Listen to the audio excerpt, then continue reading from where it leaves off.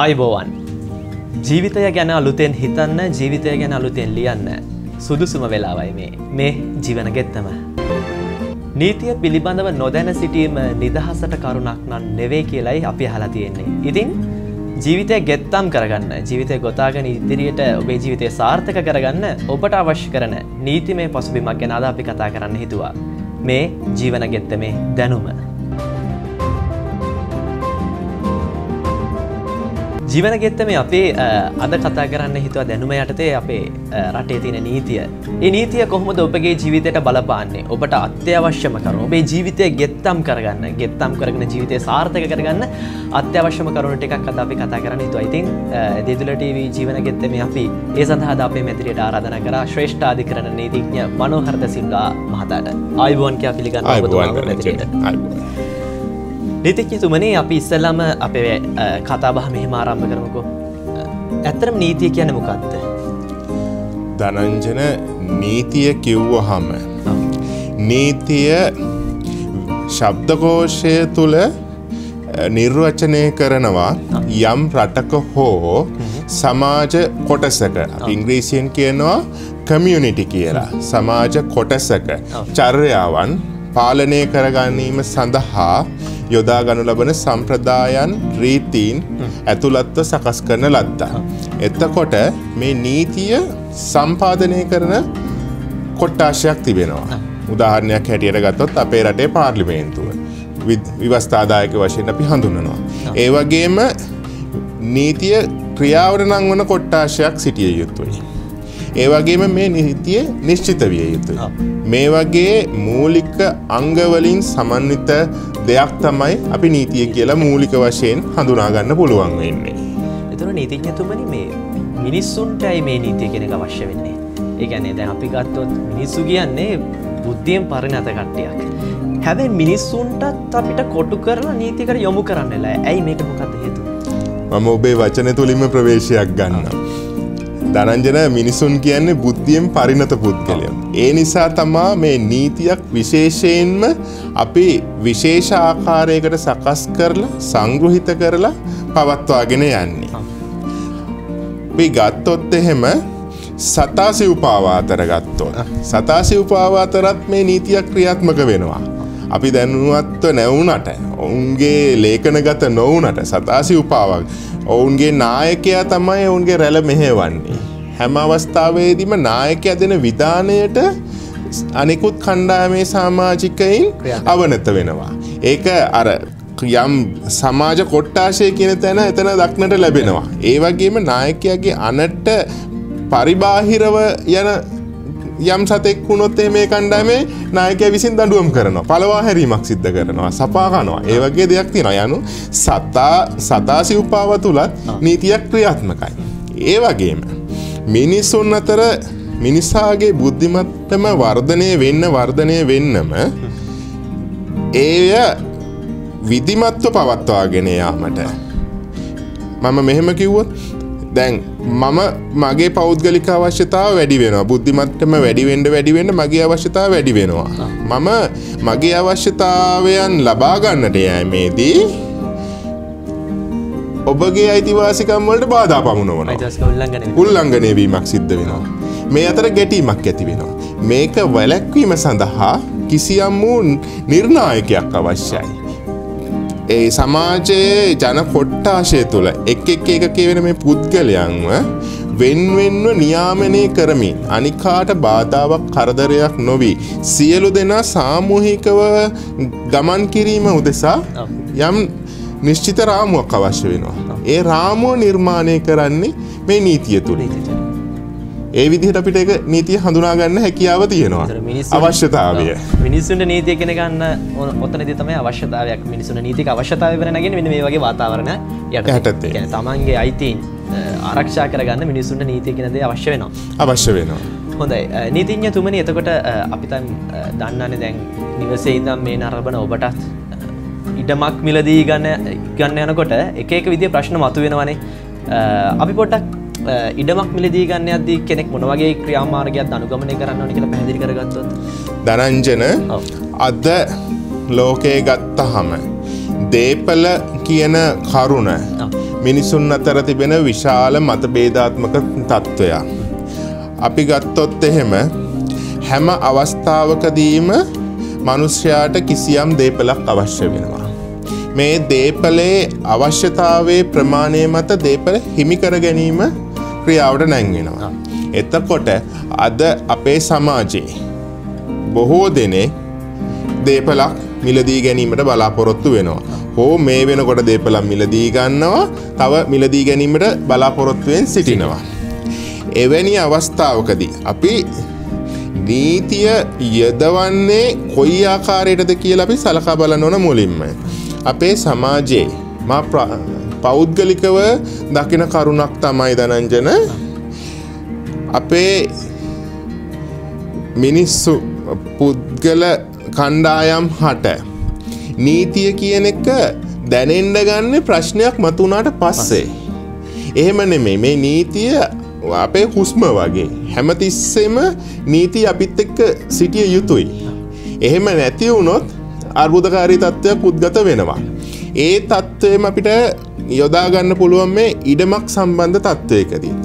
ඉඩමක් මිලදී ගැනීමේදී අපේ බහුතරයක් අතර තියෙන මතයක් තමයි ඉඩම සොයාගෙන ඉඩම ගන්න ඕන ඉඩම සූදානම් කරගෙන නීතිඥ මහත්මයෙක් හෝ මහත්මියක් හම්බ වෙලා ඉඩම් ලියාපදිංචි කිරීමේ කාර්යාලයේ පත්තිරු බලපුවාම ඔප්පුවක් ලිව්වහම මේ කටයුත්ත සාර්ථකයි කියලා. එහෙම නෙමෙයි දනංජන, මේ ඉඩමක් සම්බන්ධව ගත්තොත්, ඉඩම මිලදී ගැනීම සම්බන්ධව ගත්තොත් නීතිය අපිට යොදා ගන්න පුළුවන් අවස්ථාව ඊට පෙරට යනවා. අපි විශේෂ කල්පනාවක් යොදන්න ඕන මුල් අවස්ථාවේ ඉඳන් මේක යෙදෙන්නේ කොහොමද කියලා. මොකද අපි යම් දේපලක් මිලදී ගන්නේ අනාගතයේ අර්බුදයක් ගොඩනගා ගන්න නෙමෙයි. මේක හොඳට යහපවත්ව පවත්වාගෙන යෑම සඳහා. ඒ නිසා මම මේක විස්තර කරන්නම් මුලින්ම ඔබ ඉඩම මිලදී ගැනීමට හිතන අවස්ථාවේ ඉඳලා. මගේ අවසානයේදී තේරෙයි මේකට නීතිය කොහොමද යෙදුනේ කියලා. දැන් ඔබ අපේ රටේ අපි පුද්ගලයන් හැටියට ඉඩමක් මිලදී ගැනීමේදී සලකා බලන කරුණු කීපයක් තියෙනවා. එක්කෝ ගොවිතැනක් කරන්න. එහෙම නැත්නම් ව්‍යාපාරයක් කරන්න. එහෙම නැත්නම් නේවාසිකව තමන්ට වාසය කිරීම සඳහා නිවසක් තනා ගැනීම සඳහා තමයි මේ දේපලක් මිලදී ගැනීම සිදු කරන්නේ. මේ කුමන කාර්ය සඳහා යොදාගත්තත් අපිට ඉඩමක් කියන්නේ ආයෝජනය. අනාගත ආයෝජනයක්. බොහෝ දෙනෙක් කල්පනා කරන්නේ නැහැ. මේක මේ වෙලාවේ දැක්කහම ඉඩම මිලදී ගැනීම සිද්ධ කරනවා. ගේ හදන්න ඕන, මට ගේ හදන්න හදිස්සි, මගේ අතේ තියෙන මුදල් මෙච්චරයි, ඒකට ඉඩමක් ගන්න ඕන, ඒ ඉඩම මිලදී ගන්නවා කියන චේතනාව තමයි තියෙන්නේ. නමුත් දනංජන මොහොතක් හිතන්න, ලෝකේ පවතින ආර්ථික තත්ත්වයක් එක්ක අපට මුල්‍යමය අවශ්‍යතාවයන් කුමන අවස්ථාවේදී ඇති වෙනවද කියලා කියන්න විශ්වාස කරන්න බෑ. ඒ මත තමයි මම කිව්වේ දේපලක් කියන්නේ ආයෝජනයක් කියලා. පසුගිය කාලය තුළ සලකලා බලපුවාම බස්නාහිර පළාතේ ඉඩම් දේපලවල මිල වැඩිවීම වසරකට 24%ක් පමණ දල වශයෙන් වෙනවා. ඒ කියන්නේ ඔබ මිලදී ගන්නා දේපල වසර 5ක් විතර යනකොට ඒ වගේ දෙගුණයක් මිල වැඩි වෙනවා. මේ හරහා තමයි මේ ආයෝජනය ගොඩ නැගෙන්නේ. මේ නිසාම තමයි දේපල සම්බන්ධව වංචාවන් සිද්ධ කරන්න පෙළඹෙන්නේ. මෙය වළක්වා ගන්න ඒ දේපල මිලදී ගන්න තැනත්තා ඉතාමත්ම සිහිබුද්ධියෙන් කටයුතු කරන්න ඕන. එතකොට දේපලක් මිලදී ගන්නකොට ඔබ හිතන්න ඕන කුමන ආකාරයේ දේපලක්ද ගන්නෙ. මේ නීතිමය ගැටලු ඇතිවීම අවම කර ගැනීම සඳහා. ඔබ දේපලක් මිලදී ගන්නවා නම් ඒ දේපලට ගමන් කරන්නට මාර්ගයක් තිබිය යුතුමයි. එතකොට ඒ මාර්ගය අපිට මාර්ගයක් ලැබෙන නීතිමය ක්‍රම දෙකක් තිබෙනවා. එකක් තමයි පොදු මාර්ගයක් කියන එක. පොදු මාර්ගයක් බොහෝ වෙලාවට පළාත් පාලන ආයතනයකින් පාලනය වෙන මාර්ගයක්. පළාත් පාලන ආයතනයක් කියන්නේ ධනංජන ප්‍රාදේශීය සභාවක්, නගර සභාවක්, මහනගර සභාවක් වගේ ආයතනයක්. ඒවායින් පාලනය වන මාර්ගයකට ඕනෑම තැනැත්තෙකුට ප්‍රවේශ වීමේ හැකියාව තියෙනවා. ඒකට කාගේවත් අවසරයක් අවශ්‍ය නැහැ. ඒ වගේම පෞද්ගලික මාර්ග තියෙනවා. යම් ඉඩමකට පොදු මාර්ගයක සිට ළඟාවීමට පෞද්ගලික මාර්ගයන් පිහිටා තිබිය හැකි. ඔබ දැක්ක ඇති ඕන තරම් ප්‍රදේශ තිබෙනවා පුද්ගලික මාර්ගයක ඇතුළත් වීම තහනම් කියලා. ඒ මොකද ඒ පෞද්ගලික මාර්ගයකට ඇතුළත් වෙන්න හැකියාව තියෙන්නේ ඒ මාර්ගයේ ගමන් කිරීමට බලය ලබා දීපු පිරිසට පමණයි. ඒ බලය ලබා දෙන්නේ ඒ තැනැත්තා විසින් මිලදී ගනු ලබන ඔප්පුව මගින්ම තමයි මේ දේපලට මාර්ග අයිතිවාසිකම ලබා දෙන්නේ. පුංචි බාධා කිරීමක් නීතිඥතුමනි දැන් ඔය කියපු විදිහට පෞද්ගලික පාරක ඒකට අයිතියක් නැති පුද්ගලයෙක් ගමන් කරොත් ඒ පුද්ගලයා සම්බන්ධයෙන් අපිට ක්‍රියාත්මක කරන්න පුළුවන් යම්කිසි නීතියක් තියෙනවා. පැහැදිලිවම වෙනත් තැනැත්තෙකුට අයත් පාරක නිසි අවසරයකින් තොරව ගමන් කිරීමක් සිදු කරොත් එහි වාහන නවතා තැබීමක් කරොත් අයුතු ඇතුල්වීම එවැනි යම් යම් ඒ නීතිවලට බලහත්කාරී ඇතුල්වීම මත කටයුතු කිරීමේ හැකියාව තිබෙනවා. ඒකද නීතිඥතුමනි අර දිලික්ත නීතිය කියලා කියන්නේ ඔය සම්බන්ධ කරනවා. දිලික්ත නීතිය කියන්නේ මේ සම්පූර්ණයෙන්ම වෙනස් කරුණක් මේ යම් සීමාවකට නෙමෙයි දිලික්ත නීතිය කියන්නේ විශාල වශයෙන් පැතිරී තිබෙන සිවිල් නීතියේම අංගයක් තමයි දිලික්ත නීතිය යනුවෙන් හඳුන්වන්නේ. එතකොට මේ නීතිඥතුමනි එතකොට ඔය කියන විදිහට පොදු දේපල සම්බන්ධයෙන් මිනිස්සුන්ට ඕන තරම් ක්‍රියාකාරකම් කරන්න පුළුවන්. එතකොට දැන් අර ඉඩමක් වගේ දෙයක් ගන්නකොට දැන් හිතන්නකෝ දැන් අද වෙනකොට අපේ සමාජ වල තරම් ප්‍රශ්න ඇතිලා තියෙන ඉඩම් ප්‍රශ්න. ඒ කියන්නේ ඉඩම් බෙදා ගන්න බැරිව. එතකොට ඒ සම්බන්ධව නීති පද්ධති තුන මොන වගේ දේවල්ද ක්‍රියාත්මක වෙන්නේ? ඔව් මම වගේ ප්‍රවේශයත් එක්ක පොඩ්ඩක් ගිහිල්ලා තෙන්න එන්නද? කමක් නැද්ද? හරි. ඔව්. එතකොට දැන් මම පටන් ගත්ත දේපල තෝරා ගැනීම සම්බන්ධයෙන්. එතකොට ඔබ දේපලත් තෝරගන්නකොට මට අවශ්‍ය වුණේ මුලින්ම කියන්න මේ මාර්ගය තෝරගෙන සිටින්න ඕන. මේ නීතිය තුල පවතින කරුණ අපි නොදැනුවත්ව ඒක ක්‍රියා කරනවා. නමුත් විධිමත් වෙන්න දේපලට පැමිණීමේ මාර්ගය තියනවද කියලා පරීක්ෂා කරලා බලන්න ඕන. මොකද මම මුලින් කිව්වා වගේ පොදු මාර්ගයක් නම් නගර සභාවකින් පාලනය වෙනවා නම් පළාත් පාලන ආයතනකින් පාලනය වෙනවා නම් ඒ මාර්ගයට ඇතිවෙන ගැටලු අවහිරතා ඉතාමත්ම අඩුයි. නමුත් පුද්ගලික මාර්ගය අපි ළඟට බොහෝ දෙනෙක් එනවා මම ඉඩම ගත්තා දැන් පාරේ යන්න දෙන්නේ ඒ නිසා මේ පෞද්ගලික මාර්ගයක් සහිත ඉඩමක් මිලදී ගන්නවා නම් ඒ ඉතාමත්ම සුපරීක්ෂාකාරීව කටයුතු කරන්න ඕන මේ මාර්ගයේ නිවැරදිව ලකුණු කරලා නිවැරදි ප්‍රමාණයට තිබෙනවද ඒ ප්‍රමාණයම ලැබෙනවද ඒ පිඹුරක සකස් වෙලා තිබෙනවද කියන එක බලන්න ඕන. එතකොට ඉඩමක් තෝරා ගැනීමේදී මේ කරුණ ඉතාමත්ම වැදගත් කරුණක් වෙනවා. පළමුවෙන්ම පාරක් තියෙනවද කියන එක. පාර වෙනමම පිඹුරක දක්වලා පිඹුර කියන්නේ අපි ඉංග්‍රීසියෙන් කියනවා ඉංග්‍රීසි භාෂාවෙන් සඳහන් කරනවා ප්ලෑන් එක කියලා. මේ ප්ලෑන් එක නිවැරදිව දක්වලා තියෙනවද කියලා. අද වර්තමානයේදී පවතින නීතිය තමයි සාමාන්‍යයෙන් මාර්ග පාරක් දේපලකට පිවිසිය යුතු පාරක අවම පළල අඩි 10ක් තිබිය යුතුයි කියන. අඩි 10ක් තිබිය යුතුයි. එතකොට ඔබේ අවශ්‍යතාවයට අනුව අඩි 10ක් තියෙනවද කියන එක බලන එක ඉතාමත්ම වැදගත් වෙනවා. නැත්නම් පසුකාලීනව වෙනත් නඩුකරයකට යන්න වෙනවා මේ මාර්ග අයිතිවාසිකම ලබා ගැනීම සඳහා. ඒතර නීතිඥතුමනි හදිසියෙන් හරි මේ පාර දැන් අඩි 10ට අඩු නම් එතකොට මොන වගේ දෙයක්ද? එතකොට අපිට වැඩිපුර කොටසක් එහෙම ඉල්ලන්න හැකියාවක් තියෙනවද? පවතින මාර්ගයේ තිබෙන දුෂ්කරතාවයන් මත වෙනත් මාර්ගයක් ලබා ගැනීමේ ප්‍රතිපාදනයක් නැහැ. නීතිය කිසිම අවස්ථාවක දක්වන්නේ නැහැ යන් තමන්ගේ දේපලට ගමන් කිරීමට පවතින මාර්ගය දුෂ්කරයි. ඊට වඩා කෙටි මාර්ගයක් තිබෙනවා. එවැනි කරුණක් මත වෙනත් තැනැත්තෙකුගේ දේපල මතින් මේ මාර්ගයක් ලබා දෙන්න ඕනයි කියලා කිසිම අවස්ථාවක නීතිය ලබා දෙන්නේ නැහැ. නමුත් යම් කිසි දේපලක් තිබෙනවා නම් ඒ දේපලට ළඟා වෙන්න මාර්ගයක් නැතිනම් මාර්ගයක් ඊට ආසන්නම පොදු මාර්ගයේ සිට ලබා ගැනීමට හැකියාව තිබෙනවා. ඊට අදාළ නඩුකරයක් පවරලා ලබා ගැනීමේ හැකියාව තිබෙනවා. අසල්වැසියන් සමග සුහදව සාකච්ඡා කරලා එකඟතාවයක් මත ඒ ඕනෑම අවස්ථාවක ඒ මාර්ග අයිතිවාසිකමක් විකිණීමේ ඔප්පුවක් මගින් විකුණා ලබා ගැනීමේ හැකියාව තිබෙනවා. ඒකට බාධාවක් නැහැ පාර්ශවයන්ගෙන් එකඟතාවය මත. යම් පාර්ශවයක් අර මාර්ග අයිතිය ලබා දෙන්න කියලා ඉඩමකින් ඉල්ලලා සිටිනවා නම් ඒ ඉඩමේ හිමිකරුවන් ඒට විරුද්ධ වෙනවා නම් බලහත්කාරී ලෙස ලබා ගැනීමේ හැකියාවක් නැහැ. Tamanට පාරක් තියෙනවා නම්. නිසා පාර කියන එක ඉතාමත්ම වැදගත් වෙන කාරණාවක්. ඉඩමක් ගැනීමේදී මූලික වශයෙන්ම සලකා බලනකොට සැලකිය බැලිය යුතුම කරුණක් වෙනවා මාර්ගය නිවැරදිව තිබෙනවද මාර්ග අයිතිවාසිකම තිබෙනවද යන්නේ. ඊට පස්සේ ඉඩම තෝරගන්නකොට තමන් ඒ දේපලට අදාළව යොදාගන්නු ලබන භාවිතය පිළිබඳව සලකා බලන්න ඕන. අපි ඒක ව්‍යාපාරික කටයුත්තකට යොදා ගන්නවද, නේවාසික කටයුත්තකට යොදා ගන්නවද, කෘෂිකාර්මික කටයුත්තකට යොදා ගන්නවද කියලා.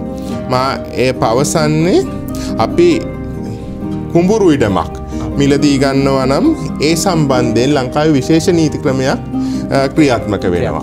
සාමාන්‍යයෙන් අපි ගිහින් ගන්න විදිහ ආකාරයට මිලදී ගැනීමක් සිද්ධ කරන්න බෑ කුඹුරු ඉඩමක් සම්බන්ධයෙන්. මොකද ලංකාවේ බහුතර කුඹුරු ඉඩම් වල අඳ ගොවියෙකු වගා කටයුතු සිද්ධ කරනවා. 2000 ගොවි ජන සංවර්ධන පනතේ සඳහන් වෙනවා, ඒ සංශෝධනය වෙනවා 2011. නමුත් මේ ප්‍රතිපාදනයේ ක්‍රියාත්මක වෙනවා සඳහන් කරලා තිබෙනවා යම් කුඹුරු ඉඩමක අඳ ගොවියෙකු කටයුතු කරමින් සිටිනවා නම් එවැනි අවස්ථාවක ඒ දේපල කුඹුරු දේපල විකිණීමට බලාපොරොත්තු වෙනවා නම් මුල් අවස්ථාවේදී ඒ විකිණීමට එක බලාපොරොත්තු වෙන බව අඳ ගොවියාට දැනුම් දිය යුතුයි. ඉතින් එතුමනි ඉඩම් විකිණීම සම්බන්ධයෙන්, ඉඩම් ලබා ගැනීම සම්බන්ධයෙන් අපි තවදුරටත් කතා කරන්න බලාපොරොත්තු වෙනවා. එසේනම් අපි සූදානම් වෙන්නේ ජීවන ගෙත්තමේ පළමු විරාමයට යන්න. නැවත විරාමයෙන් පසු නැවතත් ඔබ එකතු වෙන්නේ ජීවන ගෙත්තමත් එක්ක. ඉතින් අද අපිත් එක්ක එකතුලා ඉන්න නීතිඥතුමාගේ උපදෙස් මත අපි ඉඩමක් ලබා ගැනීමේදී ක්‍රියා කළ යුත්තේ මොන ආකාරයකටද කියලා කතා කරන්න සූදානම් වෙන්නේ. නීතිඥතුමනි, මම විරාමයට කලින් දක්වා සිටි කරුණටම නැවතත් යොමු වෙන්නම්. එතකොට අපේ බොහෝ කුඹුරු ඉඩම් වල අඳ ගොවියෙකු කටයුතු කරමින් සිටිනවා. ඒ අනුව අපේ පනත ප්‍රකාරව විකිණීම සම්බන්ධයෙන් මූලික වශයෙන් දැනුම් දීමක් සිදු කරන්න ඕන මේ අඳ ගොවියට. අඳ ගොවියා ඒ මිලදී ගැනීම සිදු කරනවාද නැද්ද කියලා, ඒට එකඟද නැද්ද කියලා ඒ දැනුම් දීම ලද වහාම දැනුම් දීමක් කරන්න ඕන ඉඩම් හිමියාට. ඒ අවස්ථාවේදී ඒ මිල පිළිබඳව හෝ කිසියම් කරුණක් සම්බන්ධයෙන් ආරවුලක් පවතිනවා නම් ඒ ගොවි ජන සංවර්ධන සභාවට යොමු කිරීමක් සිද්ධ කරනවා. එහිදී අඳ ගොවියා විසින් මිලදී ගැනීමක් සිදු කිරීම නොකරන බවට තීරණය වුණොත් පමණයි පිටස්තර තැනැත්තෙකුට මේ දේපල කුඹුරු දේපලක් විකිණීමේ හැකියාව ලැබෙන්නේ. නැතිනම් අර විකිණීමක් සිදු කරත් ඒ ඔප්පුව අවලංගු කිරීමක් සිදු කිරීමේ හැකියාව පවතිනවා. ඒ නිසා ඔබ කුඹුරු ඉඩමක් මිලදී ගැනීමට බලාපොරොත්තු වෙනවා නම් මේ පිළිබඳව ඉතාමත්ම සැලකිල්ලක් දැක්විය යුතු කරුණක්. මොකද බහුලව අප රටේ දකින්නට තිබෙන ගැටලුකාරී ස්ථානයක් තමා මම මේ සාකච්ඡා කරේ. මොකද කුඹුරු දේපලක් මිලදී ගන්නවා, අඳ ගොවියෙක් ඉන්නවා, මට ඔප්පුවක් තියෙනවා, මම ඉඩම් ලියාපදිංචි කිරීමේ කාර්යාලයේ පරීක්ෂා කරා කියලා ඇවිල්ලා කිව්වට වැඩක් නැහැ. නියමිත කාර්ය පටිපාටි අනුගමනය නොකළොත් ඔබගේ ඔප්පුව අවලංගු වීමක් සිද්ධ වෙනවා. ඒ නිසා ඒ ඉතාමත්ම වැදගත් කරුණක් වෙනවා සලකා බලන්න විශේෂ තත්ත්වයක් ඒක. එතන මේ නීතිඥතුමනි දැන් ඔය කියන විදිහට ඉඩම දැන් අපි ලබා ගන්න කිව්වනම් අපි ලබා ගත්තට පස්සේ මිනිස්සුන්ට සමහරක් අයට ප්‍රශ්නයක් තියෙනවා මායිම බෙදා ගැනීම සම්බන්ධයෙන්. ඔබතුමා මොකක්ද ඒ ගැන දක්වන්නේ? ඉඩමක් කියන දේ සම්බන්ධයෙන් සලකලා බලපුවාම ඉඩමකට මූලික වශයෙන් සඳහන් සකස් වෙනවා පිඹුරක්. අපි ඉංග්‍රීසි භාෂාවෙන් කියනවා ප්ලෑන් එකක් කියලා. මිනින්දෝරු මහත්මයෙක් ගිහිල්ලා මායිම් සලකුණු කරලා සකස් කරනවා. අද පවතින ඉඩමක් බොහෝ විට අනුබෙදුම් සිදු කර මව් ඉඩමෙන් බෙදී ආපු මුල් ඉඩමෙන් බෙදී ආපු ඉඩම් කොටසක්. එතකොට හැම අවස්ථාවකම මුල් ඉඩමට තිබිච්ච පිඹුරෙන් ප්ලෑන් එකෙන් බෙදිලා වෙන් කරලා ආපු කොටසක් තමයි තියෙන්නේ. ඒ අනුව මේ හැම අවස්ථාවකදීම ප්ලෑන් එකක් තියෙනවා.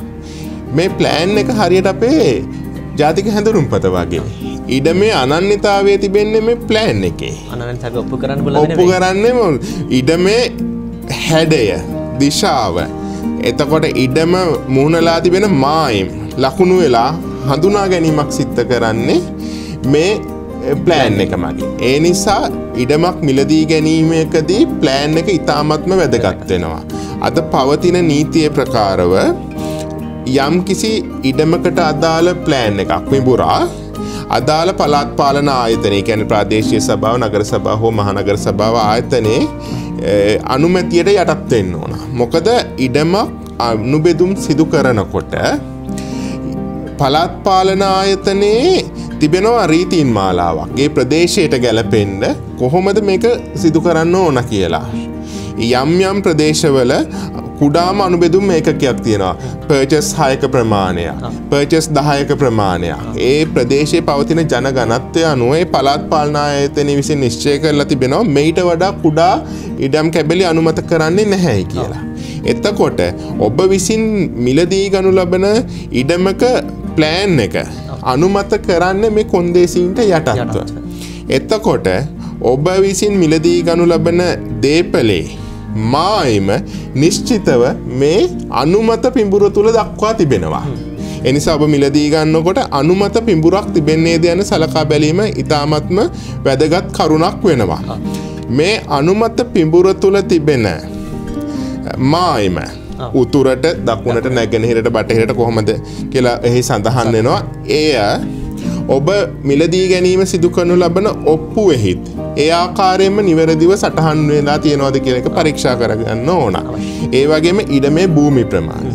මේ කරුණු තිබෙනකොට ඔබ අහපු ප්‍රශ්නෙට මායිම් ආරවුලක් ආවොත් මොකද කරන්නේ? එතකොට ඔබට පුළුවන් මේ ප්ලෑන් එකේ තිබෙන මායිම නිවැරදිව භූමියේ සටහන් කරලා තියෙනවද කියලා. දැන් ඉතින් එතුමේ දැන් ඔය අපි හිතමු දැන් අපි දන්නනේ මායිම් කණු ගහලා තියෙනවා කියලා. ඔව්. ඒතර දැන් හදිසියෙන් හරි මායිම් කණු දැන් හිතනකො අපි ඒ ඉඩම කාලයක් පුරාවට අතහැරලා දාලා තියෙනවා. තිබ්බට පස්සේ දැන් අපි ඉඩමට යනකොට මායිම් කණු ටික නැහැ. ඒ ආසල්වාසී හරි කවුරු හරි ගලවලා අයින් කරලා. ඒ වගේ වෙලාවක මායිම් කණු නැති වුණාම එතකොට මායිමටත් දැන් අපේ අවශ්‍ය කරන අපේ තියෙන මායිමටත් වඩා ප්‍රමාණයක් වෙනත් ඉඩමක කටයක් ආක්‍රමණය කරලා තිබ්බොත් මායිම තමන්ගේ කියලා ඔප්පු කරගන්න අපි මොන වගේ ක්‍රියාපටිපටියද කරන්නේ? පළමුව ඔබ බලයලත් මිනින්දෝරු මහත්මයෙක් මාගෙන් මේ දේපල නැවත මැනීමක් සිදු කර ගැනීම කළ යුතුයි. එහිදී අර මා දක්වා සිටපු ප්ලෑන් එක මත මැනීමක් තමයි සිද්ධ කරන්නේ. ඔබ විසින් ඒ මැනීම සිදු කරන විට ඔබගේ මායිම් 4 සිටින අසල්වාසීන්ට දැනුම් දීමක් කරන්න මා හවල් දිනට මිනින්දෝරු මහත්මයෙක් පැමිණ මැනීම සිදු කරනවා කියලා. ඒ අවස්ථාවේදී මේ කලින් තිබිච්ච මායිම් අනුව මිනින්දෝරු මහතා විසින් ඔවුන් සතු තාක්ෂණයක උපකරණ මගින් මැනීම සිදු කරනු ලබනවා. නමුත් ඔබ දැක්වූ ආකාරයට යම් කිසි මායිමක් සිටින අසල්වැසියා එකී ඔහුට හිමි මායිම ඉක්මවා අපේ කොටසෙන්ට දක්වා ලබාගෙන තිබෙන අවස්ථාවක මායිම ආරවුල් කරලා තියෙන අවස්ථාවක බොහෝ විට එම තැනැත්තා මැනීම සිදු කිරීමට ඉඩ දෙන එකක් නැහැ. මෙතනදී ඉතාමත්ම වැදගත් වෙන කරුණ තමයි ආරවුල් කර ගැනීමක් සිදු නොකළ යුතුයි. මොකද නීතියේ විසඳුම් තිබෙනවා. ඔබේ අසල්වැසියා සමග ආරවුල් කිරීමක් අවශ්‍ය වෙන්නේ නැහැ. ඒ සඳහා ඔබ ළඟම තිබෙන ඔබට අදාළ පොලිස් ස්ථානයේ වෙත පැමිණිල්ලක් සිද්ධ කරලා නීතිඥ මහත්මයෙකු මාර්ගෙන් කටයුතු කිරීමෙන් ඔබට හැකියාවක් තිබෙනවා අධිකරණය හමුවේ නඩුවක් පවරන්න. මේ මායිම නිරවුල් කර ගැනීම සඳහා පවරන නඩුවක් හෝ ඉඩමේ නඩුවක් මාර්ගයෙන් තමයි නිවැරදි කිරීම සිදු කරන්න වෙන්නේ. එහිදී අදාළ නීතිඥ මහතා ඔබට උපදෙස් ලබා දේවි කුමන ආකාරයෙන්ද පැමිණිල්ල ගොනු කරන්න ඕන කියලා. එහිදී අධිකරණය මගින් මිනින්දෝරු මහත්මයෙක්ව නම් කරනවා. අධිකරණයේ ලියාපදිංචි මිනින්දෝරු මහත්මයෙක්ව නම් කරනු ලැබෙනවා නඩුව සඳහා මේ ආරවුල්ගත මායිම සහිත ඉඩම මැනලා පෙන්වන්න කියලා. එකී මැනීමට බාධා කරන්න කිසිම තැනැත්තෙකුට හැකියාවක් නැහැ. මොකද ඔහු අධිකරණය වෙනුවෙන් කටයුතු කරන මිනින්දෝරු මහත්මයෙක්. යම් තැනැත්තෙකුට දැන් හැඟී යනවා මේ මිනින්දෝරු මහත්මයා මැන්න වැරදි මගේ ඉඩමෙන් මැන්න කියලා ඔහුට අධිකරණයට කරුණු ඉදිරිපත් කිරීමේ හැකියාව පවතිනවා. ඒ නිසා නිවැරදි ක්‍රමය වෙන්නේ මායිම සම්බන්ධයෙන් ආරවුලක් පවතිනකොට මූලික සාක්ෂියක් සඳහා දැන් මේ ආරවුල හට ගැනීම දක්වීමට පොලිසිය වෙත පැමිණිල්ලක් සිදු කරලා අනතුරුව අධිකරණය හමුවේ නඩුවක් ගොනු කරලා ඒටු කර ගැනීමේ හැකියාව පවතිනවා. තුළින් මේ ගැටලුව සමතයකට පත් කර ගැනීම හැකියාව පවතිනවා. එතුර නීතිඥතුමනි දැන් ජීවන ගෙත්ත වැඩසටහනේ අපි දැන් ඔය ඉඩම් මාරවුල් කියන ඔය ඉඩම් ප්‍රශ්න ගැන කතා කරා. දැන් අද වෙනකොට මිනිස්සුන්ට තවත් ප්‍රශ්නයක් ඇතිලා දැන් කුලියට නිවසක් ලබා දෙනකොට අපි කිවිසුමකට එළඹිලා ඒ නිවස තව කෙනෙක්ට කුලියට ලබා දෙය යුත්තේ ඇයි? එහි වටිනාකම මොකක්ද? ධනංජන ඉතාමත්ම වැදගත් ප්‍රශ්නයක්. දේපල සම්බන්ධයෙන් කටයුතු කරනකොට අපේ බහුතරයක් පුරුදු වෙලා තිබෙනවා ලියවිල්ලක් මත ලියුමක් ලියලා මුද්දරයක් උඩත් සංකරලා මේ සඳහා මුදල් ගනුදෙනුව සිදු කරන්න. නමුත් අපේ වංචා වැළැක්වීමේ ආඥා පනත ක්‍රියාත්මකව පවතිනවා. එම ආඥා පනත ප්‍රකාරව දක්වලා තිබෙනවා නිශ්චල දේපලක් සම්බන්ධයෙන්. නිශ්චල දේපලක් වශයෙන් හඳුන්වන්නේ ඉඩම සම්බන්ධයෙන් වන ගනුදෙනුවක් අනිවාර්යයෙන්ම ලිඛිත විය යුතුයි. එය නොතාරිස් ඔප්පුවක ස්වරූපයේ විය යුතුයි කියලා. එතකොට ඒ ආකාරයට නීතිය දක්වලා තිබෙන්නේ දේපලක් සම්බන්ධ කිසියම් ගනුදෙනුවක් ගිවිසුමක් බදු දීමක් කුලියට දීමක් ඕනෑම ආකාරයක හුවමාරුවක් නොතාරිස් ඔප්පුවකින් සඳහන් වෙන්න ඕන. නොතාරිස් ඔප්පුවක් යනුවෙන් සඳහන් කරන්නේ ප්‍රසිද්ධ නොතාරිස්වරයෙකු විසින් ඔහුගේ විස්තරද දේපලෙහි විස්තර සඳහන් උපලේඛනයක් ඇතුළත් කර ඔප්පුවට අංකයක් යොදා සකස් කරනු ලබන විධිමත් ලේඛනයක්. එතකොට මේ ආකාරයට සකස් කරන ලද ලේඛනයක් මත පවරා දීමක් පමණයි නීතිය මගින් පිළිගනු ලබන්නේ. ඒ නිසා ඔබ විසින් කිසියම් ආකාරයක කුලියට දීමක් උගස් කිරීමක් බදු දීමක් මේ ආකාරයක කිසියම් හෝ ආකාරයක දේපල ගනුදෙනුවක් සිද්ධ කරනවා නම් අනිවාර්ය අවශ්‍යතාවයක් වෙනවා නොතාරිස් ඔප්පුවක් මගින් සකස් කර ගැනීම. එසේ නොමැතිනම් ඔබට නීතියේ පිළිසරණ පැතීමේදී දැඩි ගැටලුකාරී තත්ත්වයකට මුහුණ දෙන්නට සිද්ධ වෙනවා එවැනි අවස්ථාවකදී. එතන නීතිඥතුමනි මේ කතාවත් එක්ක මම ආයෙ චුට්ටක් අර අපි මුලින් කතා කරපු ඉඩම් ප්‍රශ්න කතාවට මම ආයෙත් පොඩ්ඩක් එනවා. නීතිඥතුමනි දැන් අපි නිකන් හිතලා බලමුකෝ දැන් ඉඩමක හිමිකාරයෝ ඉන්නවා නම් ඒගොල්ලෝ දැන් විදේශගත වෙලා නම් කාලාන්තරය ඇතිසේ ලංකාවට ආවෙත් නැත්නම් ඒ වගේ කාලයක් තුල ඔවුන්ට හිමි වෙලා තියෙන ඉඩම වෙනත් කෙනෙකු විසින් ආක්‍රමණය කරලා එහි පදිංචි වෙලා මේක තමන්ගේ දැන් මෙච්චර අවුරුදු ගාණක් අවුරුදු අපි හිතමුකෝ දැන් අවුරුදු 10ක විතර කාලයක් ඒගොල්ලෝ පදිංචිලා හිටියා කියලා. ඒතර අවුරුදු 10ක් තිස්සේ අපි මේ ඉඩමේ පදිංචිලා හිටියේ දැන් ඕගොල්ලන්ට මේකේ අයිතිය නැහැ කියලා ඒක ආක්‍රමණශීලී විදිහට එහෙම ඉඩමක් අරන් තිබ්බොත් එතකොට මොන වගේ ක්‍රියාමාර්ගයක් අපි ගන්න ඕනේ? කාලාවරෝධී ආඥා පනත බලපැවැත්වෙනවා ඔබගේ ප්‍රශ්නය සඳහා. කාලාවරෝධී ආඥා පනතේ දක්වලා තිබෙනවා යම් කිසි තැනැත්තෙකුට එරෙහිව භුක්ති විඳීමෙන් වසර 10ක අඛණ්ඩ භුක්තියක් විඳීමෙන් එය Tamanට සතු කරගන්න හැකියාව තිබෙනවායි කියලා. අධිකරණ ක්‍රියාවලියකදී යම් පුද්ගලයෙකුට දේපලක් සම්බන්ධයෙන් ඔප්පු හිමිකමක් තිබෙනවා නම් එයට එරෙහිව ගෙනා හැකි හිමිකම වෙන්නේ මේ කාලාවරෝධී අයිතිය. එහිදී වැදගත් වෙනවා යම් ඉඩමේ දේපලේ හිමිකරුගේ හිමිකමට එරෙහිව භුක්ති විඳින ලද දේපලක් වීම. බොහෝ දෙනාගේ මතයක් තියෙනවා අපි අවුරුදු ගාණක් මේ දේපලේ කුලියට හිටියා. 10ට වඩා වැඩි කාලයක් හිටියා. ඒ නිසා මේ දේපල අපිට දැන් අයිති වෙන්න ඕනයි කියලා. ඒ කවදාවත් සිද්ධ වෙන්නේ නැහැ. මොකද ඒක වැරදි දුර්මතයක්. එතනදී සිද්ධ වෙන්නේ ඔබ කුලියට සිටීමේදී හෝ අපි බදු දෙනවා සමහර අය දෙනවා මං මේ ඉඩම බලා ගන්න මම එනකම් මේ දේපල බලා ගන්න. එහෙම නැත්නම් ඔබ මත්ගේ සේවකයා වශයෙන් සිටිනවා නේ මේ නිසා මේ දේපලෙහි පදිංචිව සිටින්න මං ගන්නකම්. එවැනි එකඟතාවයන් මත අපේ දේපල බාර දීම් සිදු කරනවා. එතනදී අපි ඔහුව හඳුන්වනු ලබනවා අවසරලාභියා කියලා. අවසරලාභියා කොච්චර කාලයක් රැඳී සිටියත් දේපල කාලාවරෝධයේ අයිතියක් ගන්න බෑ. ඒ කියන්නේ ඔබ ඇහුවා වගේ අවුරුදු 10ක් භුක්තියේ සිටියයි කියලා ඔහුට ඒ අයිතිය ලැබෙන්නේ නැහැ. මොකද ඔහු ඒ දේපලේ අවසරලාභියෙක්. ඔබට අයිති යම් දේපලක් තිබෙනවා. මම ඒ දේපලට ඇවිල්ලා පදිංචි වෙනවා. ඔබ ඇවිල්ලා පොලිසිය පැමිණිල්ලක් දාලා මාව දේපලෙන් ඉවත් කරන්න ගන්නවා. මේ සිදුවීම සිද්ධ වෙන්නේ 2020 ජනවාරි 1 වෙනිදා කියලා හිතමුකෝ. එතන ඉඳන් දනංජන ඔබයි මායි අතර මේ ගැටුම දිගටම පවතිනවා වසර 10ක් පුරාවටම. ඔබ විසින් කිසිම ආකාරයක අධිකරණ මේ ක්‍රියාමාර්ගයක් ගන්නෙ නැහැ. මෑරයන් පිරිසක් එක්කගෙන ඇවිල්ලා එලවන්න හදනවා වෙනත් තැනැත්තන්ගේ ආධාර ඇතිව එලවන්න හදනවා මේ ආකාරයේ ක්‍රියා කරනවා. නමුත් මම යන්නේ ඔබත් සමග සටන් කරමින් මේක මගේ ඉඩම කියලා ඉන්නවා. එතකොට අවුරුදු 10 ඉක්මවා ගියාට පස්සේ තනංජන ඔබට හැකියාවක් ලැබෙන්නේ නැහැ මේ ඉඩම සම්බන්ධයේ අයිතිවාසිකම කියලා නඩුවක් පැවරීමට.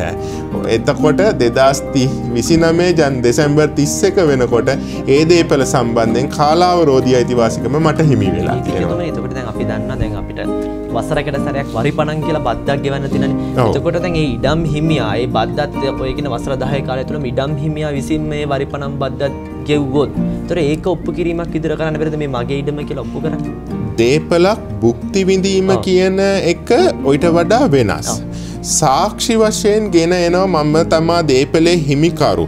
නගර සභාවේ සඳහන් වන්නේ මගේ නම. මම වරිපණම් මුදල් ගෙවලා තිබෙනවා. නමුත් ඒ ප්‍රමාණවත් වන්නේ නැහැ. දේපලේ භුක්තිය කා සතුද?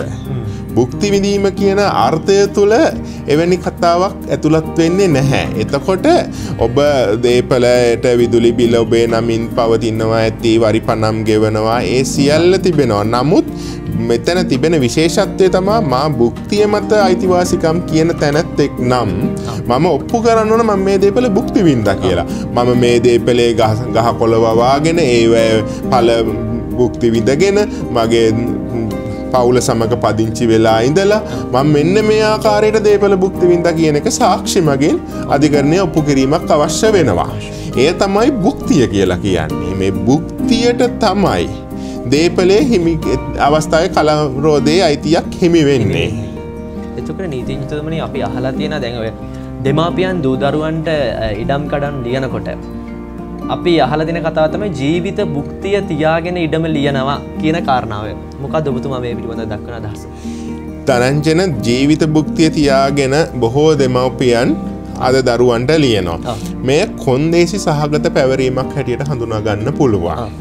මෙහිදී සිද්ධ වෙන්නේ දේපලේ අයිතිය පවරා දීලා අවසන්. තෑගි ඔප්පුව මගින් ලබා දෙනකොට දේපලෙහි අයිතිවාසිකම පවරලා දීලා තියෙන්නේ දරුවාට. අයිතිය කියන එක ටයිටල් ඉංග්‍රීසියෙන් කියන ටයිටල් කියලා.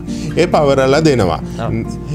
ඒ නමුත් තමන්ගේ ජීවිත කාලය තුලදී මේ දේපල භුක්ති විඳීම සම්බන්ධ හිමිකම ඒ දෙමව්පියන්ට පවතිනවා. ඒක තමයි ජීවිත භුක්තිය කියලා හඳුනන්නේ. මෙතනදී කියලා දෙන්න ඕන වැදගත් කරුණක් තමයි අයිතිය සහ භුක්තිය කියන්නේ වචන දෙකක්. අර්ථයෙන් දෙකක් වෙනවා. ඒ නිසා ඒව පටලා ගන්න හොඳ නැහැ. භුක්ති විඳීමට පවතින තබා ගන්නාලද හිමිකම තමයි මේ ජීවිත භුක්තිය කියලා තියෙන්නේ. එතකොට ජීවිත භුක්තියක් සහිත තෑගි ඔප්පුවක් අරගෙන ඔබ විකුණන්නට යනවා නම් ඔබ උගස් තියන්න යනවා නම් මෙතන අවහිරතාවයක් පවතිනවා. මේ භුක්තික අයිතිවාසිකම අර ලැබිච්ච දේපලේ අයිතියට වැඩිය ඉහළින් පවතිනවා. ජීවිත භුක්තිය අයිතිවාසිකම පවතිනවා. ඒ නිසා මෙතන බැඳීමක් තියෙනවා. පිරිසිදු අයිතියක් නැහැ. විකුණන්න මට අවශ්‍ය දේ කරන්න බලයක් ලැබිලා නැහැ. මට මේක කරන්න පුළුවන් වෙන්නේ ලබා දුන්නු තැනැත්තාගේ භුක්ති විඳීමේ අයිතියට යටත්ව. ඒ නිසා තමයි එවැනි දේපලක් උගස් කරන්න යනකොට හරි විකුණන්න යනවා නම් ජීවිත භුක්තිය අවලංගු කරන්න කියන්නේ හෝ ඒ ජීවිත භුක්තිය තියෙන වෙන තැනැත්තාට අත්සන් කරලා ඒකට එකඟතාවය ලබා දෙන්න කියලා දන්වා සිටින්නේ. එතකොට නීතිඥතුමනි දැන් ඔය දේපලවල දැන් ඔය විවිධාකාරයේ ප්‍රශ්න ඇති වෙනවා. ඒකට මේ අපි අහලා තියෙනවා දැන් ඔය මුදල් ගණදිනු සම්බන්ධයෙන් කතා කරනකොට දැන් අපි හිතමුකෝ දැන් කවුරු හරි කෙනෙක් ගිහිල්ලා කෙනෙක්ගේ මුදලක් ණයට ගන්නවා. නිකන් ඒ ගත්ත ණයට ගත්ත මුදල ඔප්පු කරන්න ලියුමක් ලියලා මුද්දරයක් උඩ අත්සන් කරනවා. එතකොට කවදා හරි දවසක මේ මුදල ලබා ගත්තා කියලා ඔප්පු කරන්න මේ සාක්ෂි ප්‍රමාණවත්ද? මුදලක් ලබාගත් බව ඔප්පු කිරීම සඳහා සාක්ෂියක් හැටියට යොදා ගන්න පුළුවන්. මුද්දරයක් උඩ අත්සන් කරලා මුදල් ලබා ගැනීම යොදාගෙන තිබෙන්නේ විධිමත් ක්‍රමය වෙන්නේ පොරොන්දු නෝට්ටුවක්. ප්‍රොමිසරි නෝට්ටු කියලා හඳුන්වනවා. පොරොන්දු පත්‍රයක් මත තමයි ණය ගනුදෙනුවක් සිද්ධ කරන්නේ. වඩාත් විධිමත් අපගේ පනත් මගින් ආවරණය වන්නේ කඩිනම් ක්‍රමවේදයක් වන්නේ පොරොන්දු නෝට්ටුව. පොරොන්දු නෝට්ටුවක් මත ණයක් ලබා දෙනකොට ඒ සඳහා ක්‍රමවේදයක් තිබෙනවා. ඔබ විසින් ලබා දෙනු ලබන ණය ලබා ගන්නා තැනැත්තා ඔබගේ නම මෙය බොහෝ දෙනෙක් සමහර විට කෙටි නම කෙටි මුලකුරු සමග සඳහන් කරනවා. ඒ නිවැරදි ක්‍රමයක් නෙමෙයි. යම් තැනැත්තෙක්ව හඳුන්වනකොට සම්පූර්ණ නම ඇතුළත් වෙන්න ඕන. ඒ සම්පූර්ණ නම ඇතුළත් ඒ ලබා දෙන මුදලේ ප්‍රමාණය ඊට වාර්ෂිකව හිමි වෙන්න ඕන පොලි ප්‍රමාණය. ඒ වගේම මේ මුදල ණය ගෙවනු ලබන්නේ කුමන අවස්ථාවකද? ඉල්ලූ විට ගෙවනු ලබන බවට නැත්නම් අහවල් දිනයට ගෙවනු ලබන බවට පොරොන්දුව එකඟ වෙමි කියලා අත්සන් කරලා සාක්ෂිකරුවන් දෙදෙනෙක් වඩාත් හොඳයි. අපේට පොරොන්දු නෝට්ටු මිලදී ගැනීමට තිබෙනවා. ඒ සාක්ෂි වශයෙන් සටහන් කර 1-2 යනුවෙන් සටහන් කර තිබෙනවා. නමුත් එහි ප්‍රමාණවත් හිස්තැනක් ලබා දී නැහැ. නමුත් සාක්ෂිකරුවෙකු වුණත් විස්තර සඳහන් කරනකොට සම්පූර්ණ නම ලිපිනේ ජාතික හැඳුනුම්පත් අංකය සමග අත්සන යෙදීම තමා වඩාත් නිවැරදි වෙන්නේ. එතකොට පොරොන්දු නෝට්ටුවකදී මුද්දර ගාස්තු ගෙවීමක් කළ යුතු බවට මුද්දර පනතේ දක්වා තිබෙනවා. එය නිශ්චිත මුද්දර ගාස්තු ප්‍රමාණය. ඒ මත තමයි ඒ වටිනාකම ලැබෙන්නේ. අනුව පොරොන්දු නෝට්ටුව සකස් කරනකොට මුද්දර ගෙවා අත්සන් කිරීම ඉතාමත්ම වැදගත් වෙනවා. එකී කරුණකින් තොරව හුදෙක් මුද්දරයක් උඩ අත්සන් කිරීම විධිමත් භාවයක් ලබා දෙන්නේ නැහැ. එය සාක්ෂියක් වශයෙන් යොදා ගැනීමේ හැකියාවක් පවතිනවා. මොකද පොරොන්දු නෝට්ටුවක් මත නඩු පැවරීමේ හැකියාවක් පවතිනවා. නමුත් මුද්දරයක් මත අත්සන් කිරීම මත නඩු පැවරීමේ හැකියාවක් ලැබෙන්නේ නැහැ. එය සාක්ෂියක් පමණයි. ජීවනගෙත්තම නරඹන ඔබට ඔන්න තවත් සුවිශේෂී උපදෙසක් අපේ නීතිඥතුමා ලබා දෙනවා. ඒ තමයි මුද්දරයක් උඩ අත්සන් කරනවට වඩා ප්‍රොමිසරි නෝට්ටුවක් මත අත්සන් කිරීම වඩාත් ඉදිරියේදී නීතිමය සම්බන්ධ කරුණු වලදී කාර්යක්ෂම වෙනවා. ගැටලු රහිතයි. ඔබට වෙන අවහිරතාවයන් මෙතනදී ණයක් ලබා දීමේදී අපහසුතාවයට පත් වෙන්නේ ණය ලබා දුන් තැනැත්තා. එතකොට ඔහුට මන ආරක්ෂාවක් ලැබෙනවා. නීතිමය ආරක්ෂාවක් ලැබෙනවා පොරොන්දු නෝට්ටුවක් මත ලබා දීම තුලින්. නීතිය පිළිබඳව තවත් කරුණු කාරණා අපි කතා කරමු. මේ විරාමයෙන් පස්සේ මේ ජීවනගෙත්තම. විරාමයෙන් පසු නැවතත් ඔබ එකතු වෙන්නේ ජීවිතය ගැන අලුතෙන් හිතන, ජීවිතය ගැන අලුතෙන් ලියන ජීවනගෙත්තමත් එක්ක. අද අපිත් එක්ක ජීවනගෙත්ත වැඩසටහනට එකතු වෙන්නේ ශ්‍රේෂ්ඨ අධිකරණ නීතිඥ මනෝහර ද සිල්වා මහතා. නීතිඥතුමනි, දැන් අපි තවත් අලුත් කාරණාවකට ගියොත් හොඳයි කියලා මම හිතනවා. මේ අපි හිතමුකෝ දැන් අපි පාරක තොටක ගමන් කරනකොට අපි දන්නනේ අද ලංකාවේ අද වෙනකොට කොයිතරම්වත් අනතුරු කියන දේවල් ඕන තරම් ඇති වෙනවා. හදිසි අනතුරක් ඇති වුණාම අපි මොන විදිහටද ක්‍රියාත්මක වෙන්න ඕනේ? ධනංජන, අපි මහපාරක ගමන් කරනකොට වාහනයකින් හෝ වාහනේ යන්නට අයිති වෙනවා යතුරු පැදිය සිට සියලුම යාන්ත්‍රික වාහන සහ පාපැදියන සියල්ල ඇතුළත් වෙනවා. හෝ පයින් යනකොට පදිකෙක් හැටියට යනකොට මේ සියලු දෙනාම ඇතුළත් වෙනවා මහා මාර්ගයේ ගමන් කරන පුද්ගලයන් හැටියට. එතකොට මේ වචනය තුලම පවතිනවා හදිසි අනතුරක්. ඒ කියන්නේ මේ හදිසියේ සිදුවෙන දෙයක්. කවුරුත් බලාපොරොත්තුවෙන් සිද්ධ කරන දෙයක් නෙමෙයි, චේතනාන්විතව සිදු කරන දෙයක් නෙමෙයි. එතකොට එවැනි අවස්ථාවකදී අපි ඉස්සෙල්ලාම සංසුන් වෙන්න ඕන. ප්‍රධානම දේ සංසුන් වෙන්න ඕන. හදිසි අනතුරක සිදුවන අනතුරත් සමග නීතියට අමතරව තවත් කරුණක් තමයි එතන සිදුවෙන්න පුළුවන්. තුවාලසකරුවෙකු සිටින්න පුළුවන් බොහෝ අවස්ථාවලදී. එතකොට වැදගත්ම කරුණ තමයි පළමුවෙන්ම මේ තුවාලකරුව ළඟම තිබෙන රෝහලට පිටත් කර යැවීම. එයට ඔබ නීතියෙන් බැඳී සිටිනවා. එසේ නොකිරීමෙන් යම් හේකින් මේ තැනැත්තා මිය ගියහොත් එතන රැඳී සිටි ඔබත් ඒකට වග කියන්න සිද්ධ වෙනවා. මොකද අපි අද දවසේ දකිනවා බොහෝ අවස්ථාවලදී අනතුරක් සිද්ධ වුණාම එය වීඩියෝ කරමින් සිටිනවා. කිසිම තැනැත්තෙකු උනන්දු වෙන්නේ මේ තුවාලකරුවන්ව රෝහලට ගෙනියන්න. සමාජයේ පිරිහීමකට ලක් වෙලා තියෙනවා. එය අපේ සදාචාරය සංස්කෘතිය පිරිහීමක්. නමුත් ඒ වගේම ඔබ විශේෂයෙන්ම මතක තියාගන්න ඕන එමෙන් තුවාලකරුවෙකු සිටිනම් මේ තැනැත්තා රෝහලට පිටත් කර යැවීම සඳහා ඔබ නීතියෙන් බැඳී සිටින බවයි. ඔබට ඒ සඳහා කිසිදු සමාවක් ලැබෙන්නේ නැහැ. ඔබ එතන සිටින බව තහවුරු වුණොත්. ඒ නිසා පළවෙනිම කාරණේ තුවාලකරුවෙකු සිටිනම් ඒ ළඟම රෝහලට පිටත් කර හැරීමට කටයුතු කරන්න. ඊළඟට ඉතාමත්ම සංසුන්ව කටයුතු කරන්න. අනතුරක ප්‍රතිඵලය කුමන හෝ පාර්ශවයකට අලාභයක් සිද්ධ වීම. අලාභය සම්බන්ධයෙන් අපි ඉතාමත්ම සංසුන්ව කටයුතු කරන්න ඕන. මොකද ඒ සඳහා ඔබට නීතියෙන් අවශ්‍ය තරම් ප්‍රතිපාදන දක්වලා තිබෙනවා.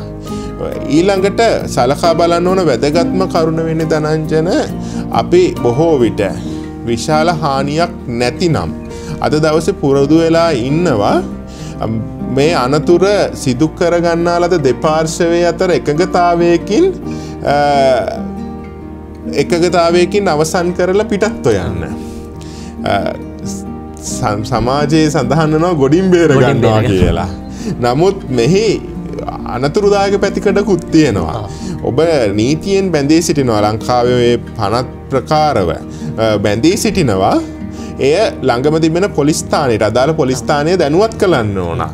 යම්කිසි අනතුරක් සිද්ධ වුණොත්, හදිසි අනතුරක් සිදු වුණොත් වහාම ඒ පිළිබඳව දැනුවත් කිරීමක් කරන්න ඕන.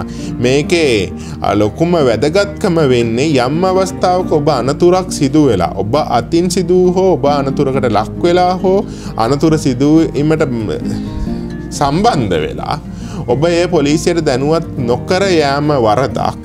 ඒක වෙනමම වරදක්. ඒ වගේම එසේ ඉවත්ව ගියාට පස්සේ තවත් තැනැත්තෙක් ඇවිල්ලා පොලිසිය පැමිණිල්ලක් සිද්ධ කරොත් එහෙම මේම අනතුරක් සිද්ධ වුණා, අනතුරෙන් මට මෙච්චර තුවාලයක් සිද්ධ වුණා, මේක තමා මේ වාහන අංකය, නමුත් ඔහු අනතුර සිදු කර පලා ගියා. එවැනි අවස්ථාවක් වුණොත් ඔබට නීතියේ පිහිටක් පතන්න බැරි තත්ත්වයක් පත් වෙනවා මේ අනතුර පිළිබඳව වාර්තා කිරීමක් සිදු නොකළොත්. ඒ නිසා ඔබ අනිවාර්යයෙන්ම කළ යුතු දෙයක් තමයි අනතුරක් සිද්ධ වුණොත් කුමන පාර්ශවයේ වරදකින් සිදු වුණත් ඒ පිළිබඳව පොලිස් ස්ථානයට දැනුම් දීම සිදු කළ යුතුම නීතිමය අවශ්‍යතාවයක් වෙනවා. මට අත්දැකීමක් තියෙනවා ඒ මගේ සේවාදායකයෙකුට එහෙම දෙයක් සිද්ධ වෙලා තිබුණා. ඉතින් අවසානයේදී නඩු කටයුත්ත ඔහුට පැවරුණා. ඔහු වෙතට ගියා මේ නඩුව අනතුර සිදු කරේ එම තැනැත්තා කියලා. නමුත් ඔහු ඒ ස්ථානයේ රැඳී සිටියා පමණයි. එවැනි සිදුවීම් වලට ලක් වෙන්න වෙනවා. ඒ නිසා ඒ ඉතාමත්ම හොඳින් මතක තබා ගත යුතු කරුණක් වහාම දැනුම් දීම සිදු කිරීම. ඊළඟට මේ අනතුරක් සිද්ධ වුණාම යම් තැනැත්තෙකු තුවාල ලබලා තියෙනවා නම් ඒ තැනැත්තාට සිදුවෙච්ච ශාරීරික හානිය වෙනුවෙන් වන්දි ලබා ගැනීමේ ක්‍රමවේදයක් තිබෙනවා. ඒ වගේම මෝටර රථයකට හානියක් සිද්ධ වෙලා තිබෙනවා නම්, දේපල හානියක් සිද්ධ වෙලා තිබෙනවා නම් ඒ සඳහා සිදුවන හානියත් ගණනය කරලා වන්දි ලබා ගැනීමේ ක්‍රමවේදයක් තිබෙනවා. මේ දෙකම සිදු කරන්නේ අධිකරණ ක්‍රියාමාර්ගයක් කරහා. ඉතින් මෙතනදී තවත් වැදගත් කරුණක් තමයි මෝටර රථයක් සම්බන්ධයෙන් රක්ෂණය කිරීම.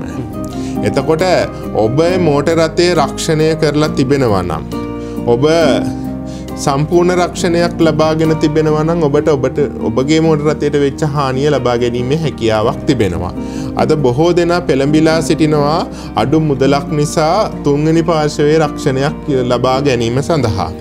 තුන්වෙනි පාර්ශවීය රක්ෂණයක් ලබා ගත්තා වුවද එවැනි අපේ රටේ නීති අනුව අවම අවශ්‍යතාවය තමයි තුන්වෙනි පාර්ශවීය රක්ෂණය මොටර රථයක් මාර්ගයක ධාවනය කරන්න. මෙහිදී ගෙවීම් සිදු කරනු ලබන්නේ හානියටපත් තුන්වෙනි පාර්ශවයට. ඒ නිසා ඔබගේ වාහනයට සිදුවන හානියට රක්ෂණයෙන් වන්දි ලබා ගැනීමක් සිදු කරන්න හැකියාවක් නැහැ. මෙතනදී අපේ ජනතාව බොහෝ දෙනෙක් නොදන්න කරුණක් තමයි තුන්වෙනි පාර්ශවීය රක්ෂණයකදී පූර්ණ ගෙවීමක් සිද්ධ කරන්නේ නැහැ. අදාළ රක්ෂණ ආයතනය විසින් ඔවුන්ගේ ගිවිසුමෙහි පවතිනෝ සීමාවන්. ඔබ විසින් යතුරු පැදියක් තුන්වෙනි පාර්ශවයට රක්ෂණය කරොත් ඔවුන් ගෙවනු ලබන්නේ කිසියම් මුල්‍යමය සීමාවක් පමණයි. ඒ මගින් සිදුවන සම්පූර්ණ හානිය දරා සිටින්නේ නැහැ. ලොරි රථයක් රක්ෂණය කරොත්, තුන්වෙනි පාර්ශවයේ රක්ෂණයක් කරොත් ඔවුන් ගෙවන්නේ යම් හානියකට පමණයි. ඒ කියන්නේ අපි උදාහරණයක් වශයෙන් ගත්තොත් ඒ ආයතනයේ විසින් තුන්වෙනි පාර්ශවීය රක්ෂණයකට ගෙවනු ලබන්නේ සිදුවන හානිය වෙනුවෙන් රුපියල් 20,000ක මුදලක් පමණයි කියලා ගිවිසුමේ සඳහන් වෙනවා. එතකොට එම මෝටර රථය මගින් ගිහිල්ලා ඉතා වටිනා මෝටර රථයක ගැටීමක් සිද්ධ කරලා රුපියල් ලක්ෂ 2ක පමණ ලාභයක් සිද්ධ කරත් ඔබට ලැබෙන්නේ අර මුදල තමයි. එතකොට ඔබ විසින් දරාගත යුතු වෙනවා අර වැඩිපුර ගෙවිය යුතු මුදලත් ඔබ විසින් දැරිය යුතු වෙනවා. ඉතින් ඔබ තෙවන මාර්ග අනතුරු සම්බන්ධයෙන් බලනකොට තෙවන පාර්ශවීය රක්ෂණයකට යනවා නම් මේ කරුණ පිළිබඳව ඉතාමත්ම හොඳින් දැනුවත් විය යුතු කරුණක් වෙනවා. ඒ වගේම පුද්ගලයෙකුට වෙන හානියක් සම්බන්ධයෙන් මුදල් ගෙවීමට අදාළ රක්ෂණ ආයතනයේ බැඳී සිටිනවා. ඒතර නීතිඥතුමනි දැන් අපි හිතමුකෝ දැන් ඕනෑ තරම් අපේ රටේ තොටේ සොරකම් සිදු වෙනවානේ. ඒතර දැන් හදිසියෙන් හරි අපේ නිවසක සොරකමක් සිදු වුණොත් අපි මොන විදිහටද ක්‍රියාත්මක වෙන්න ඕන? නිකන් කලබල වෙලා කෑ ගහනට වඩා අපිට ඒ වෙලාවට නීතියේ පිළිසරණක් පතන එකනේ අපේ එකම පිහිට වෙන්නේ ඒ වෙලාවේදී. එතකොට ඒ නීතියේ පිළිසරණක් පැතීමේදී මොන වගේ ක්‍රියාපටිපාටියක්ද අනුගමනය කළ යුතු වෙන්නේ? වැදගත්ම වෙන කරුණ තමයි සොරකමක් සම්බන්ධයෙන් අපි යොමු වෙන්නේ ශ්‍රී ලංකා දණ්ඩ නීති සංග්‍රහය ප්‍රකාරව. ඒ කියන්නේ අපරාධ නඩුවකදී. අපරාධ නඩුවකදී ඊ타ත්ම වැදගත් කරුණක් තමයි චූදිතයාව හඳුනාගත යුතුයි. චූදිතයා නිශ්චිතව හඳුනා ගන්න ඕන. ඒ නිසා ඔබ ඊ타ත්ම කල්පනාකාරී වෙන්න ඕන. මේ පැමිණ සිටින තැනැත්තා කවුරුන්ද කියලා ඔබට හඳුනාගත හැකිද කියලා. ඉතින් දැක්කපු සැනින් කලබල කරලා කෑ ගහනවට වඩා මේ තැනැත්තා නිශ්චිතව හඳුනා ගැනීමට යම් උපාය මාර්ගයක් ඔබ සතුව පැවතිය යුතුයි. එසේ නැත්නම් ඒ තැනැත්තා පිළිබඳව හෝඩුවාවක් ලබා ගැනීමට උත්සුක වෙන්න ඕන. දැන් සමහර අවස්ථාවලදී අපි දකිනවා මුහුණු ආවරණ සම්පූර්ණයෙන්ම පැලඳගෙන පැමිණෙන. මේ බලා සිටින තැනැත්තන් අහයි දැන් කොහොමද අපි අඳුරගන්නේ, අපි දන්නවද එහෙම පේන්න හොරු වෙනවද කියලා. නමුත් එතකොට අපිට බලා ගන්න පුළුවන් වෙනවා මේට අදාළ සාක්ෂි. ඔහු පැමිණි මෝටර රථයක් ඉඳවා පැමිණි විලාශය ඔහු පිළිබඳව හඳුනා ගැනීමට වෙනත් දැන් ගමේ සිටින සොරකම් කරන තැනැත්තෙක් නම් බොහෝ විට ගමේ ප්‍රදේශවාසීන් දන්නවා. පිටින් පැමිණි තැනැත්තෙක් වෙන්න පුළුවන්. බොහෝ විට වෙන්නේ එවැනි දෙයක්. ඒතකොට ඔහුගේ ගමන් විලාශය. එතකොට අපි මේ සම්බන්ධයෙන් සොරකමක් සිදු වුණාම අනිවාර්යයෙන්ම පොලිස් ස්ථානයේ වෙත පැමිණිල්ලක් කරන්න ඕන. මේ පැමිණිල්ල කරනකොට මේ සොරකම සඳහා පැමිණි තැනැත්තාව නිශ්චිතව හඳුනාගත හැකි ලක්ෂණ ස්වරූපයන් එකට ඇතුළත් කරන්න ඕන. මුහුණ වසාගෙන පැමිණියොත් මුහුණ වසාගෙන පැමිණ මේ තරම් ප්‍රමාණයක් උස මහත ඇවිදින විලාශය මේ වගේ අපිට ඒ තැනැත්තාව නැවත දැක්කොත් හඳුනාගත හැකිද නොහැකිද යන්න. මේ කරුණු ඉතාමත්ම වැදගත් වෙනවා. මොකද සොරකම සිදුවෙමින් පවතිනවා. ඒ නිරීක්ෂණය වෙනවා. එතකොට අපිට අවශ්‍ය වෙන්නේ මේන් පස්සේ ගන්නා පියවර සඳහා. එතකොට මේ කරුණ හඳුනා ගැනීම කියන එක ඉතා වැදගත් වෙන කරුණක්. ඒ වගේම ඔබගෙන් සොරකම් කරන ලද භාණ්ඩ පිළිබඳව නිවැරදිභාවය මොනාද නැති වුණේ. බොරු කියලා තවත් වැඩිපුර දැමීම වෙන්නේ දැන් හිතනවා අපේ ජනතාව අතර හිතනවා හොරා ඇවිල්ලා පැන්නට පස්සේ කොච්චර කිව්වත් ප්‍රශ්නයක් නැහැ කියලා. නමුත් ඔබ අපරාධ නඩුවක් සඳහා පැමිණිල්ලක් කරාම අපරාධ නඩුවේදී ඔබ අනිවාර්යයෙන්ම සාක්ෂිකරුවෙක්. සාක්ෂි ලබා දීමේදී ඔබට සත්‍ය කියන්න සිද්ධ වෙනවා. එහිදී අසත්‍ය කරුණු මගහැරී යනවා. එතකොට මේ සොරකම කියන එකට අනවශ්‍ය කරුණු ඇතුළත් කරොත් ඔබගේ සාක්ෂියේ තියෙන වැදගත්කම නැති වෙලා යනවා. නිර්වද්‍යභාවය නැති වෙනවා. පිළිගත නොහැකි තැනැත්තෙක් බවට පත් වෙනවා. ඒ නිසා හානිය වෙන්නේ Tamanටමයි. ඒ නිසා Tamanගෙන් නැති වුණු භාණ්ඩ මොනවාද යන්න නිවැරදිව අසත්‍ය කරුණු නැතිව නිවැරදිව සඳහන් කිරීම ඉතාමත්ම අත්‍යවශ්‍ය කරුණක් වෙනවා. එතකොට නීතිඥතුමනි ඔය විදිහට දැන් අපි සොරකම් ගැන කතා කරා, ඉඩම් ප්‍රශ්න ගැන කතා කරා, ඊළඟට පාරක තොටකද හදිසි අනතුරක් සිද්ධ වුණාම මොකද වෙන්නේ කියලා අපි කතා කරා. ඊළඟට කුලියට නිවාසයක් දෙනකොට අපිට ඇති වෙන්න පුළුවන් ප්‍රශ්න කතා කරා. ඒතකොට දැන් අපි දැන් කතාවට කියනවනේ නීතියේ හස්තය හරි දිගයි කියලා. ඒ කියන්නේ අපරාධකාරයෙක් වුණත් කවදා හරි දවසක අල්ලා ගැනීමේ හැකියාවක් නීතියට තියෙනවා. ඉතින් නීතිය කියලා කියන්නේ ඇත්තටම සමාජයක් විදිහට ජීවත් වෙනකොට අපි හැමෝටම වැදගත් වෙන අත්‍යවශ්‍ය කාරණාවක්. මේ නීතිය කියන දේ සමාජයත් තුළ පවත්වගෙන යන්න හරියාකාර අනුකූල ක්‍රියාත්මක කරන්න අපි මොන වගේ දේක්ද සාමාන්‍යයෙන් කරන්න ඕනේ නීතිඥතුමනි? නීතිය උපදින්නේ සමාජය තුළ. සමාජයේ මිනිසුන්ගේ අවශ්‍යතාවයට තමා නීතිය ඇති වෙන්නේ. නීතිය පනවනු ලබනවා ව්‍යවස්ථාදායකයෙකු විසින් ඒ සමාජ අවශ්‍යතාවයේ මත. ඒ අනුව මේ නීතිය තිබෙන්නේ සමාජයේ යහපත උදෙසාමයි. ඒ නිසා අප විසින් මේ නීතිය නිවැරදිව දැනගෙන සිටිය යුතුයි. එය හඳුනාගත යුතුයි. අනවශ්‍ය කලබල ඇති කර ගැනීමකින් තොරව නීතිය මත පමණක් කටයුතු කිරීමට ඒ නීතිය ක්‍රියාත්මක කරන ආයතන වෙත කටයුතු කිරීමට අවශ්‍ය පහසුවීම සලසා දැමිය යුතුයි. ඉතින් එතනදී ඊටාත්ම වැදගත් වෙනවා යම්කිසි ගැටලුවකදී සත්‍ය කරුණු ඉදිරිපත් කිරීම. ඒ වගේම නිසි නීති උපදෙස් ලබා සිටීම. මොකද අපේ සියලුම දෙනාට නීතිය පිළිබඳව ඉගෙන ගැනීමේ හැකියාවක් නැහැනේ. එතකොට යම් පිරිසකට විතරයි ඒ සම්බන්ධයෙන් අවබෝධයක් ලබා ගන්න හැකියාව තිබෙන්නේ. ඉතින් සමාජය තුළ දැනීමක් තිබෙනවා. මේ නීතිය මේ ආකාරයෙන් තියෙනවා කියලා සමාජයේ දැනීමක් තියෙනවා. ඒක නැති වෙන්නේ නැහැ. නමුත් එයට විවිධ අර්ථකථනයන් ලබා දීමට යෑමෙන් තමයි තැනැත්තන් අසීරුවේට පත්වෙන්නේ. විශේෂයෙන්ම පසුගිය දවස්වල කතාවක් පැවතියා මෝටර් රථ වාහන දඩ ලියන්න එක් පොලිස් නිලධාරියෙකුට පමණක් බෑ කියලා. මේ වගේ අසත්‍ය කතා විකෘති කිරීම මත සමාජයේ බොහෝ තැනැත්තන් අමාරුවේ වැටෙනවා. එසේ නැතුව නිවැරදි කරුණ පිළිබඳව දැනගෙන නිසි අවස්ථාවට උපදෙස් ලබා ගැනීමෙන් Tamanට වෙන හානිය අවම කරගන්න හැකියාවක් තිබෙනවා. අවශ්‍ය වෙලාවට අවශ්‍ය කරුණ දැනගෙන ඔබට අවශ්‍ය වෙලා තියෙන ගැටලු විසඳ ගන්න උපදෙස් ගන්න අපේ නීතිය යොදා ගන්න පුළුවන්. ඉතින් ජීවන ගෙත්තම තුලින් අද ඔබගේ ජීවිතය සාර්ථකව ගෙත්තම් කරගන්න නීතිමය පසුබිමකින් ඔබට අවශ්‍ය වෙන සහාය තමයි අද අපි කතා කළේ. ඉතින් අද අපිත් එක්ක එකතුනේ ශ්‍රේෂ්ඨ අධිකරණ නීතිඥ මනෝහර ද සිල්වා මහතා. බොහොමත් ස්තුතිවන්ත වෙනවා ඔබතුමන්ට අද දවසේ අපිත් එක්ක එකතු වුණාට. ආයුබෝවන්.